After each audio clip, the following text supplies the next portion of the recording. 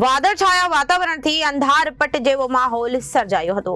દિવસનું તાપમાન 3.8 ડિગ્રી ગગડી 26.8 થઈ ગયું હતું, જ્યારે રાત્રિનું 2.8 ડિગ્રી વધી 19.2 થતા ઠંડી ઘટી હતી. વાદળછાયા વાતાવરણથી અંધારપટ જેવો માહોલ સર્જાયો હતો. દિવસનું તાપમાન 3.8 ડિગ્રી ગગડી 26.8 ડિગ્રી થઈ ગયું હતું, જ્યારે રાત્રિનું તાપમાન 2.8 ડિગ્રી વધી 19.2 ડિગ્રી થતા ઠંડી ઘટી હતી. 27 ડિસેમ્બર સુધી આવું જ વાતાવરણ રહેશે અને 26-27 ડિસેમ્બરે તાપી, વલસાડ, નર્મદા, ડાંગ, નર્મદામાં હળવા ઝાપટાની આગાહી કરવામાં આવી છે.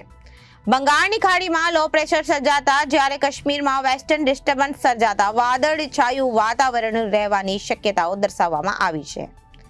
પવનની પેટર્ન પણ બદલાઈ છે અને સવારે દરિયાઈ પવનો ફૂંકાયા હતા, જેની ભેજનું પ્રમાણ વધી જતા વાદળછાયા વાતાવરણ સાથે ગાઢ ધુમ્મસ છવાયું હતું. Reporter Arvind Rathod, Janadesh news, Surat.